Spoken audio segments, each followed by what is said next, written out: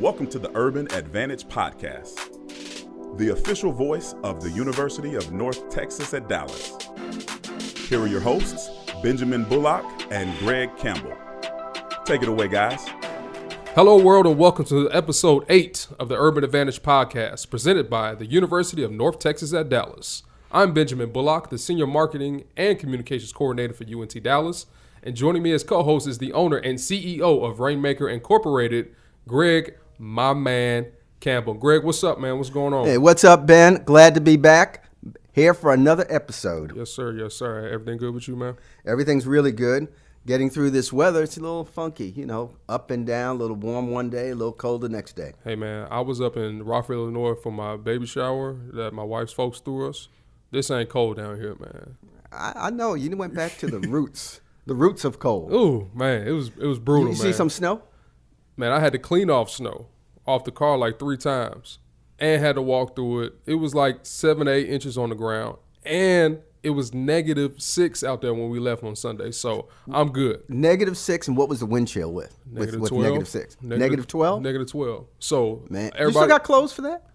I do. I have my big coat just in case if it does get a little cold down here in Dallas. And I stay prepared now. You know, we both grew up on the East Coast and the Midwest, so we already know. But you see, I gave away my old heavy coat, the Parkers, with the hood and the fur and everything. Yeah. I gave that away. I'm trying not to go back that way.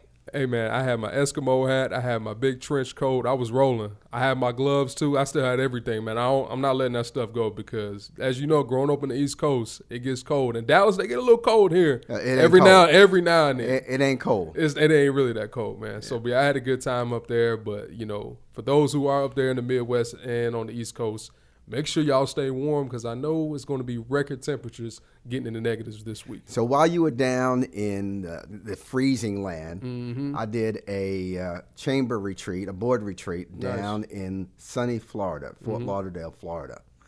And I was looking at the beach while you were looking at some snow. I'll take the beach over snow anytime. I know you would. If you're down in Florida and Fort Lauderdale, I know Fort Lauderdale. I know you got a quick 18 in, though. No, I didn't do anything like that. We were working. But had a few moments to take a stroll on the beach and, take a look at the water, eat some good seafood, a few things like that. So you tell me you ain't hit the golf course not one time? I did not hit the golf course while I was down there. No. We were working. Y'all was working. But you can work on the golf course. I know you done closed a handful of deals on the golf course before. Yeah, I've done that, man, but not this trip. It was still a little cooler down in Florida. So, give it another month or so, and then we'll be back there and on the links and in the water and doing our thing. Nice. Well, last week for UNT Dallas, we had a couple of things going on. The first thing was the Experiential Learning Fair. So over 35 organizations were here on campus. Students got the opportunity to get some job leads, get the opportunity to maybe get some internships to help their careers and forward their careers and going on the right path. And as you know, Greg, we had Arthur Lumsey on the show. He was there in attendance. UNT Dallas Career Services Department is one of the best in the country. It certainly is. And to have the advice of seasoned professionals and to have an opportunity to interact with real companies, it's just fabulous for our students. Absolutely. And the second event that we had on campus was UNT Dallas and Y Texas. They launched this Leadership Academy program for future entrepreneurs those who are trying to go to work for themselves. And over a half dozen CEOs were on hand during that luncheon. President Mong hosted it, and it was an awesome time for students to kind of get into tune with those who are already on that entrepreneur level at the highest level as CEOs. Now, Greg, you're on that level as a CEO. You've been an entrepreneur for quite some time. What's some words of advice you can give those who are thinking about going that route? Do what you love. I mean, that's where you start. If you have a burning desire to create something, if you have a new idea, pursue your heart's dreams and build that company and take all your studies, all the things that you're doing here at UNT Dallas and use it to your advantage as you start to prepare yourself to be in the entrepreneurial world. But first, make sure you do those grades. What made you want to become an entrepreneur, Greg? Well, early on, I saw entrepreneurs all around me. My family were entrepreneurs. The people that were in my neighborhood were entrepreneurs. They went from everywhere from the local grocery store to the guy who drove the cars around and the ice cream man. Everybody was an entrepreneur.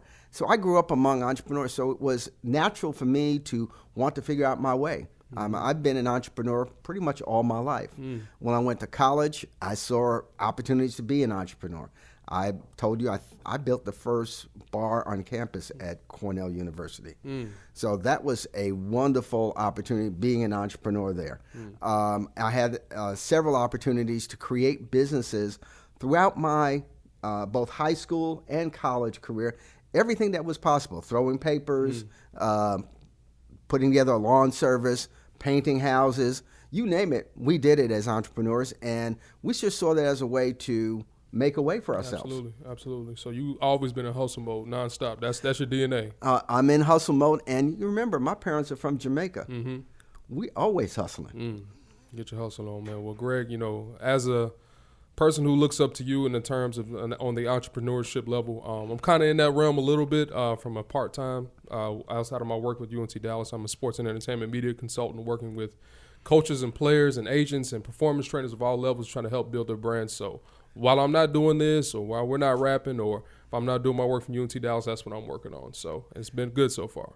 Well, congratulations on being who you are, and I see the entrepreneurial spirit in you. Thank you. Appreciate that, man. While we were talking about entrepreneurs, we have to, think about all these government workers who finally got the opportunity to come back to work.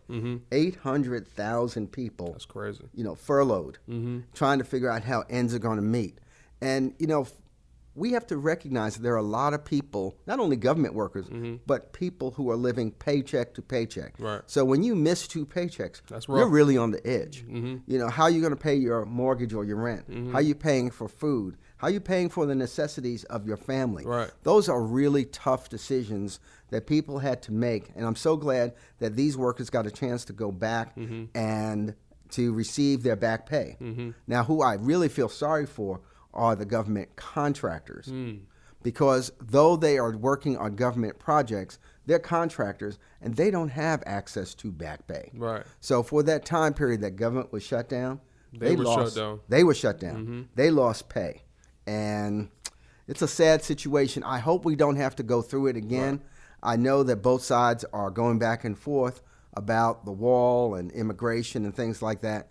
But there has to be a better way than putting people's lives at risk. Absolutely. And I know when I was traveling up to Illinois this weekend, I made sure that, I just kind of gave some words of encouragement to the TSA workers, you know what I mean, make sure they were good. Because I think when I was traveling, the shutdown just had got lifted. So for those who are out there traveling, just trying to be courtesy and nice to those who are back at work and everything, especially TSA workers. I know you guys can be a little bit impatient as travelers, but, just try to do your best and all that good stuff and make sure they're doing well. Okay. We're entering into this election time period. This is sort of the kickoff of presidential race, and I'm just amazed at how many people are jumping into this race.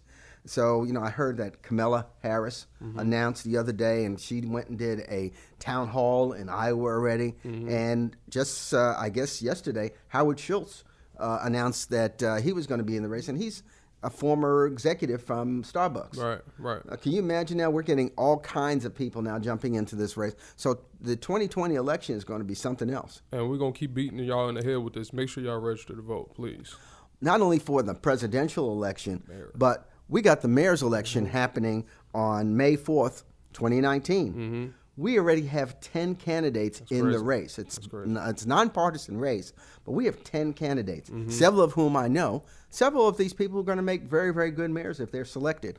But please take some time to understand who's running, what their platforms are, because at the end, it really does affect you. Yes, it does. And make sure, like we just said, go out there and get out there and vote, sir. Well, for our first-time listeners, the purpose of this podcast is to identify and keep you updated on what's happening in Southern Dallas and at UNT Dallas. Ranging from education to economic development to community relations to entertainment, we'll have it all covered for you right here. Be sure to follow the podcast on Facebook, Instagram, and Twitter at Urban ADV Podcast, and by using the hashtag Urban ADV Podcast. Greg, what's your social media handle, man? I am Greg Campbell. Very simple. Very easy to understand. And my partner here is just Jive. That's it, man. At Ben Bull Jive. You want to follow me across everything, man. Also, be sure to subscribe to our podcast on iTunes, SoundCloud, and YouTube. Coming up next, we'll welcome the UNT Dallas College of Law Dean, Felicia Epps, to the show. Don't touch that dial. Perched on a hilltop overlooking the downtown Dallas skyline, The University of North Texas at Dallas is the only public four-year university in the city of Dallas. Serving the #1 job market in America, UNT Dallas is ranked #1 in Texas and #6 nationally as the most affordable university. We as Trailblazers believe that every student should have the opportunity to earn a college degree regardless of their economic background, and we deliver. For more information, visit untdallas.edu. Blaze your trail.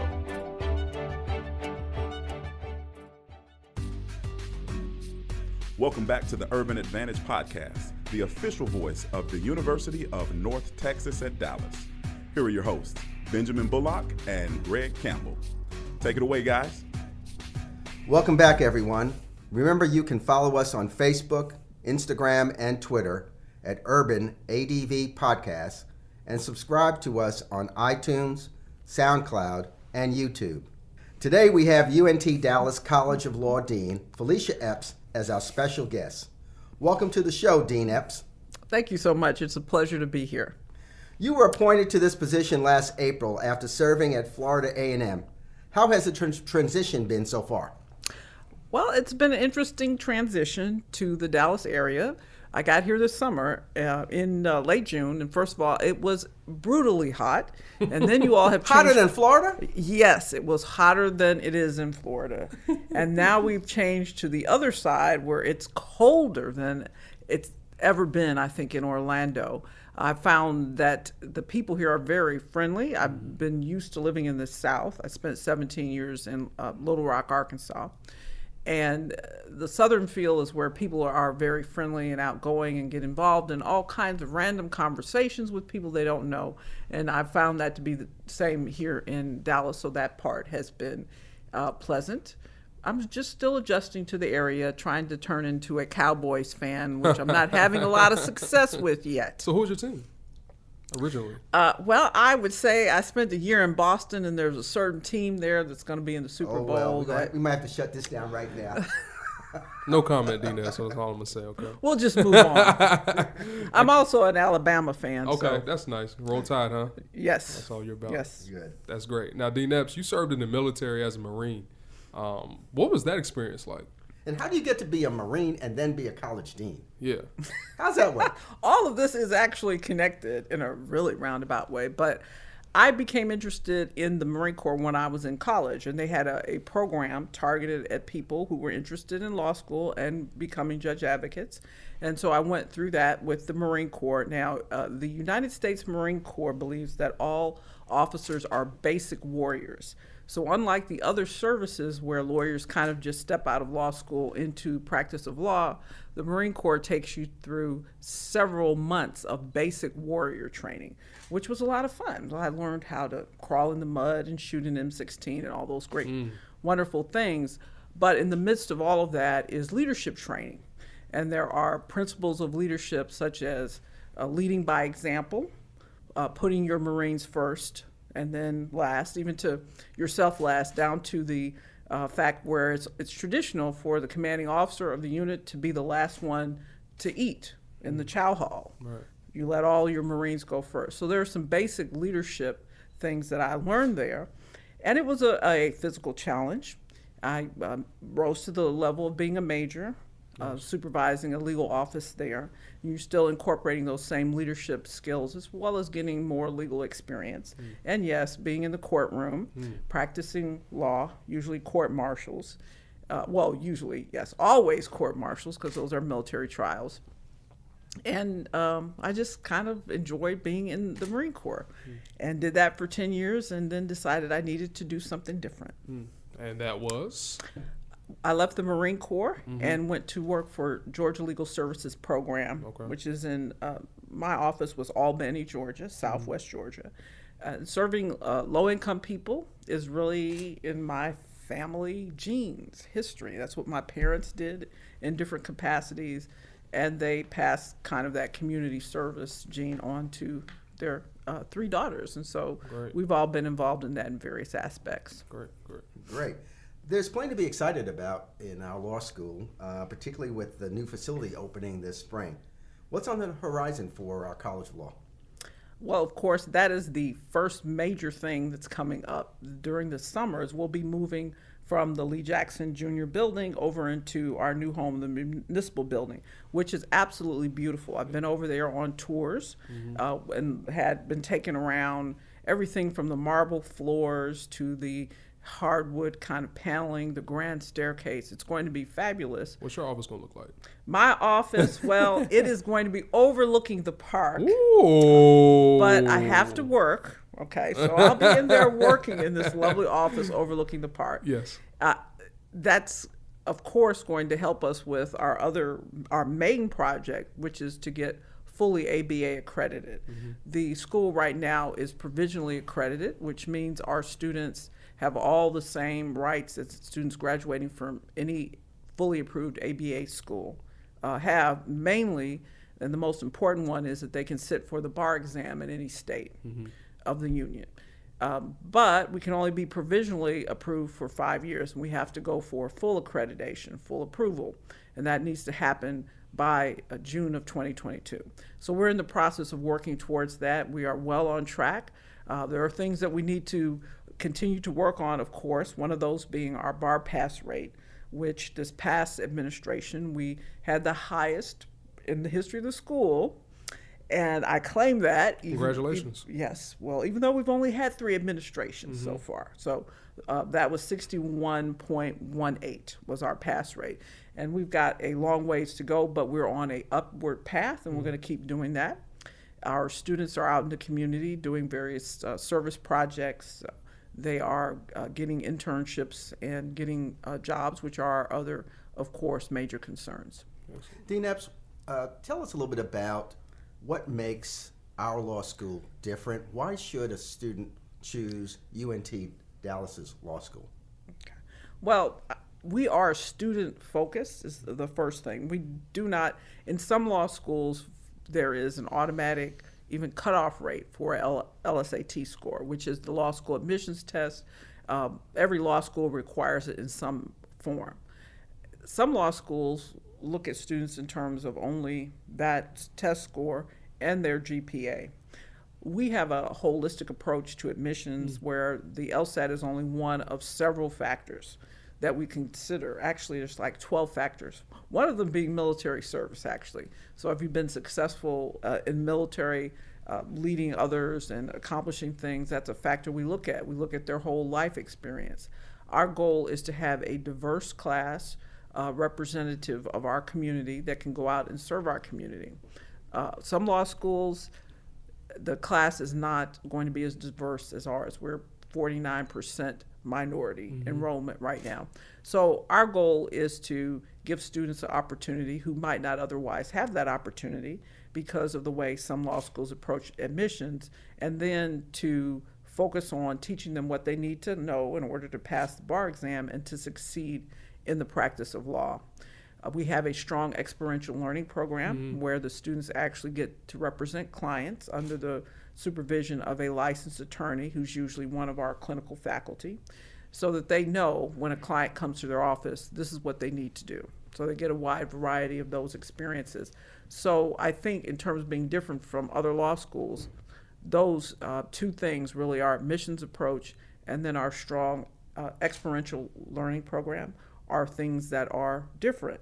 The other thing really is that we approach legal education differently than most schools do in terms of having a series of assessments which are tests. That's what I'm saying. I'm using law professor talk when I say assessments. Yeah, you're over my head with that one. But you That's are a law test. professor. Yeah. That's right. I'm a law professor. There are tests. In the olden days, when I graduated from law school, I won't say how long ago that was exactly, but basically the law school model has been you get one test at the end of the semester. That's it. Sink or swim. You either pass that test or you don't. And if you don't pass the class. Educators will tell you that that's not an effective way to teach anything. Right. It's a way to weed people out. So what we do is we have required midterm exams for our students. Every faculty member has a series of quizzes that they do. Some even do quizzes every week because the focus is on teaching the students what they need to learn to be successful in that class and then on the bar exam and in practice. So that is a different approach. The ABA is moving towards requiring more law schools, or requiring law schools to do more. They're called formative and summative assessments, but that's already built into our curriculum. So we're way ahead of the game on that, and students would expect, I think, and do value the fact that we do that. Dean Epps, I just hear you talking, and then your face and your eyes just light up when you're talking about law and everything like that. So what is your passion for law and education? Well, I realized actually during my time at Florida Agricultural and Mechanical University, the home of the Rattlers. Yeah, I know Yes. all about them Strike, Rattlers. I know. strike and strike again. I went to Delaware State, so Oh, you went to Delaware State. I know all about them Rattlers. But go You know ahead. all about I the know all Rattlers. about them. Yeah. Well, that really my passion is for helping a diverse group of students to achieve their goals, really. That is really what I'm passionate about. And that's why I'm passionate about our model, because we're actually teaching the students as opposed to that other approach. One exam at the end of the semester really is more of a weeding out and really only caters to one type of student. For instance, students such as myself who loves to read great big thick books and go through cases and do all of that. That's how I ended up being a law professor. Right. But not every student learns that way. So having a variety of approaches and a variety of assessments and working with the population that we work with, I think is, that's exciting to me, very important. Speaking about the students at our law school, there's a perception that, there's certain majors you have to take in an undergrad to be able to be qualified for law school. And there are often people who are in non-traditional majors. They may have majored in biology, they may have majored in music, they may have majored in English, and they have this hankering for going to law school. Can anybody with an undergrad major really qualify for law school? Yes, a law degree is really a liberal arts degree. Okay, it is a higher level liberal arts degree. You can take any kind of a major in undergraduate and qualify for that. So the person who they major in English, to me that says they're strong in writing. Very important for lawyers. Although what we tend to think about lawyers is what we see on Law and Order. They stand up and they talk. You mean it's not Perry Mason? It's not Perry Mason. No, there's a lot of writing. Just think about if you made a TV show showing a lawyer sitting in a library researching and writing a brief. That wouldn't be very exciting. That's where we get Perry Mason and Law and Order. Or the TV Suits. TV shows. The trial process is very interesting, so that's what they put on TV. But you have to be able to read, write, and analyze. And any of those majors would do that. And in fact, the students who do the best in law school, there are studies that have shown that actually engineering students, because that's very analytical and logical, and it fits right in. I majored in sociology and political science, and I did a lot of writing in that curriculum. That was very helpful, of course, in law school, but not required. Mm-hmm. What you need to focus on is whatever it is that you take up as a major, that you need to do the very best possible. Because I said, for instance, our admissions process is holistic and we're not hung on one LSAT or GPA, but let's use a little common sense here. The higher, the better. So if you can have a 4-point GPA, hey, that's good. Mm-hmm. Okay. It's better than to have a 2-point or 2.5 or something like that. So whatever you do, you need to just put your whole heart into it and be an excellent student, and that will qualify you for law school. You do need to have a bachelor's degree of some type. In the future, once we get full accreditation, we'll be looking at the possibility of having what's called a 3-3 type of degree, where you do 3 years undergraduate, 3 years law school, and you end up with your bachelor's and your JD. But we need to have full approval, and we need to get that program in place. So that can be done. But absent something like that, you have to have a bachelor's degree before you begin law school. Dean Epps, coming up on Black History Month, and for me, it's just great to see a black female in this position at leadership over an entire law school. What does that mean to you when you think about that? I mean, that's a huge accomplishment for you. I guess I feel that I am blessed to have opportunities. I don't focus on that actually that much. And I think that comes from having parents who, well, they grew up in the era where you had Jim Crow. They went to UAPB, Arkansas A&M. Yep, Another historically black college. And part of what they instilled in us was that excellence is what's expected, and you're expected to achieve. And so focusing on, yes, I am a woman of color in a position that, frankly, it's not that common to have that. But the issue is achieving what needs to be done and really just being successful. So I guess I don't focus on it as that much. Or really at all. The goal is to achieve and to have success for our students. And that thinking about that doesn't help accomplish those goals. I will say that I was amazed. I just recently attended the American Association of Law Schools annual meeting and observed there are a growing number of particularly African American women who are deans of law schools. So I think that's a wonderful trend, and certainly hope that will grow in the future. Well, we're glad that you're our dean. Absolutely. You know, you mentioned, picking up on a theme, that law school is really a liberal arts degree. It's a broad degree. And I know that many people think about law school, they think about, practicing in a big firm. That may be the alternative that they see. But I get a sense that there are other career alternatives for someone who pursues a law degree. Could you talk about that? Okay. Well, there are all kinds of careers, from sticking with practicing law in some function. Of course, I've been in the military, served that way, and legal services. I have a sister who's a lawyer also. So it runs in the family. And my daughter's a lawyer, by the man. way. But she Y'all works winning all for arguments. Starbucks in their general counsel's office. So that's something different because she is actually an engineer into intellectual property, and that all fit for her. My daughter, a lawyer also, she's a public defender. So she's serving low-income people in criminal trouble. But there are also a variety of non-legal things that people sometimes just feel like having a law degree will enhance their abilities in another field. For instance, you may be an educator, like a principal of a school or superintendent or whatever, or even a teacher, and you may feel that having a law degree will enhance what you're already doing, because there are, particularly if you're in educational administration, a lot of laws and things that come into play that may enhance what you're doing. So you might go to law school to enhance that. You may be interested in being a small business owner. And of course, you're opening a business, just think of all the laws that apply there. You can use your law degree in that manner, as well as just even managing a nonprofit.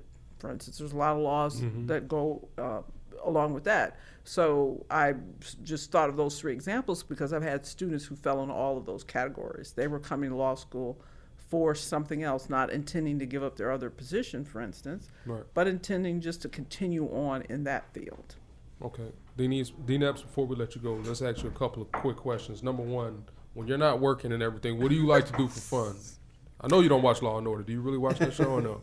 No, because you find once you are actually a lawyer, watching some of that stuff, you just can't do it because you want to sit there and critique it all and explain why it's not correct, and all your friends and family say, we can't watch these shows with you. So I enjoy practicing yoga. Nice. I've done that for about 10 years now, so that is something good. And just getting some exercise, and I am a bit of a bookworm, so I love to read. I'm working my way through Michelle Obama's recent book, which is absolutely amazing. I heard it's great. Dean Epps, before we do let you go, given the fact that you are a lawyer and you are the dean of a law school, I'd like to get your perception on what's happening with our Supreme Court. Good question, Greg. With our Supreme Court? Yes. With the additions, some of the cases they've taken, they've decided to take, some of the cases they've avoided, some of the decisions that they have made, and the whole shifts that you're seeing on the court. Well, I'm in over my head on this. I guess I can make a couple of general comments. having had the experience where a client believes they're going to take their case to the U.S. Supreme Court because they have such an important issue. The reality of it is that is very unusual, and it's very hard to get the court to hear any cases regardless of the situation. There may be some things they're particularly interested in, but most cases will get solved at lower levels. And the more immediate concern for people needs to be actually who are their county and city judges and state court, Supreme Court justices, because those are likely to have more impact on their day-to-day lives. The concerns with changes in the Supreme Court come from the fact, of course, the U.S. Supreme Court, they're lifetime appointments. So if you notice, there's a tendency to appoint younger people because, of course, younger people will live longer. And you believe, well, none of us can, of course, predict that, but they're likely to be on the court much longer. I think Justice Ginsburg is one of the older justices now who's in her mid-80s and is still doing that, so you can continue on. And so the concern is to have, basically when you have a Republican administration, as you have now with President Trump, if you notice his promise to his constituency was he's going to appoint these conservative justices who have been approved by the Federalist Society. Once you get, now we have kind of a 5-4 split on conservative versus more liberal, meaning they were appointed by a liberal Democratic president. Then you have things tending to be more conservative decisions in all aspects of things that come before them, from criminal procedure to whatever their views may end up being on these immigration cases. And I have to be careful also to say, as Justice Roberts, in some comments he made not too long ago, made clear that really the justices are appointed, and any judge is appointed to carry out the law, regardless of what their opinion or leaning liberal conservative may be, and that is their charge. I think it's the public that tends to put those kind of ideas out there, and the fact, of course, we think of a justice who's approved by the Federalist Society is likely to be more conservative than certain other justices. So it will be just interesting to see. The proof is in the pudding, as they say. So as they continue to hear cases, how those decisions do come out. Okay. Greg, you got anything else for Dean Epps? I just want to thank Dean Epps for your presence with us here today. We are really blessed as an institution to have a law school as part of our university. I know there's still more to come. We hope other schools that get added to our great university here. But to have a law school to go along with our undergrad school and some of our other graduate programs really creates a number of opportunities for students who are part of our undergrad community, yes, but also those who are coming from across the state and from out of state who are looking for the type of diverse environment, well-rounded legal education, and a focus on the community for their eventual practice. Mm-hmm. So thank you, Dean Epps, for being with us today, and we wish you tremendous future success as you lead this institution. Thank you, and it's been fun. Hey, Dean Epps, we're going to have to get you back on here again, okay? Certainly, after the Patriots. Oh, I'm not going to say that. I like that one. Well, coming up, we'll close out the show with some underrated Black history facts, okay? You're listening to the Urban Advantage Podcast, the official voice of Southern Dallas and the University of North Texas at Dallas. Stay tuned, y'all. Attention UNT Dallas students. Does your resume need tweaking? Or are you in search of an internship? Better yet, are you looking to start a business? Well, our Career Services Department is where you need to be. Under the direction of Arthur Lumsey Jr. and Whitney Crawford, this department provides career tips and guidance to get your professional journey on the right path. For more information, stop by room 246 in Founders Hall or send an email to careerservices@untdallas.edu. And remember, everyone, blaze your trail.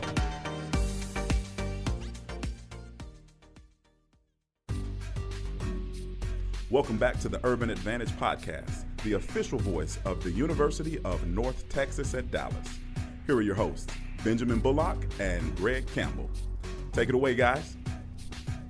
Welcome back, everyone, for our last segment. Remember, you can follow us on Facebook, Instagram, and Twitter at Urban ADV Podcast. Again, that's Urban ADV Podcast, and join the conversation. Greg, we're in Black History Month, which is the month of February. So give me some underrated Black History Month facts that you got cooked up for me. Well, I got one that's really special. Have you ever heard of Dr. Shirley Jackson? I have not. She was the first African-American woman to graduate from MIT with a degree in nuclear physics. It was through her experiments that led to the creation of the touch-tone phone, the portable fax, and caller ID. Gotta know, gotta catch those telemarketers. Hey, Shout out to her. That's her. What about you, Ben? All right, so mine is someone that everybody should know, considering this is Black History Month, okay? So, Greg, do you know who the founder of Black History Month is? Of course. Okay, that's what I'm going to go with, and that's Dr. Carter G. Woodson, okay? Now, it originally started as Negro History Week, okay? And it later became... We only started with a week? We only started with a week, man. We only started with a week. Now, Greg, do you know why Carter G. Woodson picked February? I don't. Okay, so here we go. He chose it because, one, that's Frederick Douglass's birthday, and also Abraham Lincoln's birthday. So for those who, everybody should know who Abraham Lincoln is, and also Frederick Douglass, okay? Obviously, President Lincoln freed the slaves, signed the Emancipation Proclamation, and Frederick Douglass, one of the biggest and best, and probably most brightest black leaders of all time, okay? Now, more about Carter G. Woodson. He was the author of many books, most notably The Miseducation of the Negro Church. And one of the main reasons why I love Carter G. Woodson is because he's the 7th honorary member of my fraternity, which is Omega Psi Phi Fraternity Incorporated. Now, he died in 1950, but Black History Month officially became Black History Month in 1976. And also, he was a University of Chicago grad and a Harvard grad, Greg. Hey, can't knock down those Harvard guys. No, you can't, including you. Speaking of Harvard guys, let me mention another hero of mine who actually ended up being my mentor many years while I was associated with the PepsiCo organization, Dr. Naylor Fitzhugh. Dr. Fitzhugh was the first black graduate of Harvard Business School, and when he graduated, you know he couldn't get a job in 1933? Coming out of Harvard? Coming out of Harvard Business School. He was Harvard undergrad and Harvard Business School, and he couldn't get a job. Did the Depression have anything to do with that? No, the color of his skin had all to do with it. So he So went oppression. back. Is that what Yes, you're talking about? oppression. He, in turn, went to Howard University and began to teach in their business school. And he thought that was going to be a sort of a temporary job, but he actually was there for 31 years teaching at the Howard Business School. And he created, are you ready for this? The concept of target marketing. Can you Crazy. understand that? So break that down what target marketing is, Greg. for Target those who don't know. marketing is identifying your particular niche or segment that you're going to market for. Wow. To attach your product to a particular market segment and target your marketing efforts to that segment. Right. That came out of the work that Naylor Fitzhugh did. That's great. He eventually went on to join the Pepsi-Cola company, where he focused on marketing Pepsi-Cola to African Americans in our communities. The next generation. The next generation. And he was VP of Special Markets for Pepsi-Cola. And in 1974, Black Enterprise appropriately named him the Dean of Black Business. Wow. Naylor Fitzhugh, my mentor, the first black graduate from Harvard Business School. He passed away in 1992, and immediately thereafter, in rapid fashion, Harvard Business School named a chair for him. Wow. Wow. That's my hero. That's one hell of a hero, Greg. That's great. That's great. Well, another one we didn't get a chance to talk about, considering his birthday passes last time we talked, was Martin Luther King Jr. If you go to our social media handles, I dropped a particular project on his birthday. Well, the day that he was honored and remembered, which is January 21st, I believe was the day. I put together like a nice package, just kind of commemorating Dr. King's memory and Greg, I know you're a big Dr. King fan, and so am I. Just from my perspective, I know my dad, who's a Baptist preacher and has been for quite some time, I know he modeled his preaching style and his leadership style and his political skills from him. So Dr. King, what an amazing man. If you haven't seen the movie Selma, go and see that. If you need to read some of his books, which there are many out there, also many documentaries, go ahead and check those out. We all wouldn't be where we are today without the work, dedication, and really the leadership of Dr. King. Absolutely. Okay, Greg, now on to some sports. Now, let the world know where we went last week, man. Oh, we went to go see the Mavericks play the Clippers. And let me just tell you right now that I think my man Ben is the Mavericks' good luck charm. You know, you hear him on the show, and he's mild-mannered and everything. Get him to a basketball game and watch him hoot and holler and jump up and down and ref. But, you know, I'm doing that right next to him, too. So, you know, we're having a really good time. So it was Urban Podcast at the Mavs game, and the Mavs, they delivered. They definitely delivered. So Luka was amazing. He was amazing. But even more amazing that game was Dennis Smith Jr. because that was his first game back after the little drama they had between him and the front office and Rick Carlisle. But that was a good game. DeAndre Jordan, he dominated. But like I said, Dennis Smith did a really good job that game coming back from injury. And they beat the Clippers. I think it was about 4 or 5 or something like that. So that was my first Maverick game here. And like Greg said, like that's pretty much my element. You know, I'm cheering.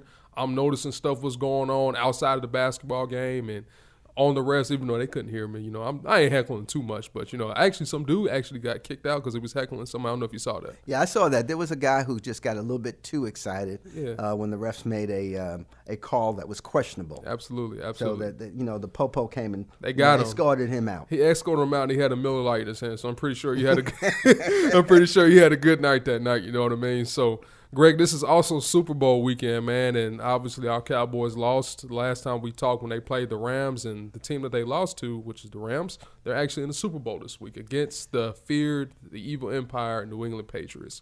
So, Who you got? I got Atlanta. You know, because I wish I was going to the Super Bowl because it probably, besides Dallas, it's probably not a better city for the Super Bowl to occur in, but Atlanta. And, you know, I'm looking at all the hype and everything. But if you really pin me down, unfortunately, my money says the Patriots. Yeah, unfortunately, that's pretty much what everybody's going to go with. I like the Rams. I like Jared Goff. I like Todd Gurley. I like Sean McVay. I like their young and spry, as you can say, offensive unit. And I like their defense with Ndamukong Suh and Aaron Donald and guys on the back end with Marcus Peters and Aqib Talib.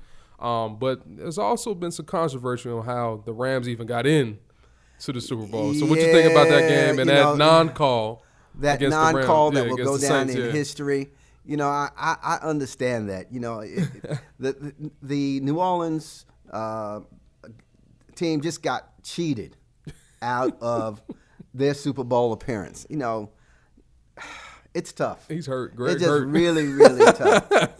You know, I'm not a big fan of Who Dat Nation, but Who Dat Nation got cheated, and, you know, I hope that ref got 24-hour protection. I hope he did. I heard he lives in Louisiana. He do? I think. Don't quote me on that. But I think I saw that somewhere. But, you know, you can't never trust a source with a lot of these news people out here. You know what I mean? So we'll see about that. But I think who's going to win the game, I'll give you my score prediction on that. It's going to be a close game, and it's going to be a shootout. So I'm going to go 30-27 Patriots. And I'm at 28-24 Patriots. And I got how it always goes. Oh, Tom Brady's driving them down like he did against the Kansas City Chiefs, and you can't get a stop. I'm praying and hoping that Sue and Donald can actually do something because New England really ain't got nobody to throw to except for Gronkowski and Edelman and a couple other guys. But at the same time, they still make it happen. They still manage to put up X amount of points, and they have some pretty good running back core with James White and Sony Michel. You know, overall, I think the Rams have a better team. Mm-hmm. It's just that the Patriots have been there so often, right? And they know how to win. Right. They figure it out. Now, I expect the Patriots to go up rather quickly, and then for the Rams to have to be playing catch-up. Right. And I think they run out of time. You think they run out of time? That's probably what's going to happen. You know what I mean? So we'll just definitely see what happens on that. Where are you watching the game at? I'm going to be here in town watching the game. It's going to be a great game. Yeah. I got a whole bunch of folks who are telling me that, I should join them for the game. So I'm going to pick and choose what, event I go to for this game. It's going to be pretty good. Yeah. And, I think I might roll out to my uncle's house in Arlington or see what else is happening around here. But we'll figure it out. Though, man. So you got anything else to let these people know before we get out of here, Greg? No, just have a good time this weekend, celebrate, and be safe. Yes, sir. Well, that'll do it for this week's show. From Benjamin Bullock and Greg Campbell, thank you for listening to the Urban Advantage Podcast, the official voice of Southern Dallas and the University of North Texas at Dallas. And remember, everyone, blaze your trail. Take care. Thank you for listening to the Urban Advantage Podcast, the official voice of the University of North Texas at Dallas. To learn more about the university, head to untdallas.edu. And remember, blaze your trail.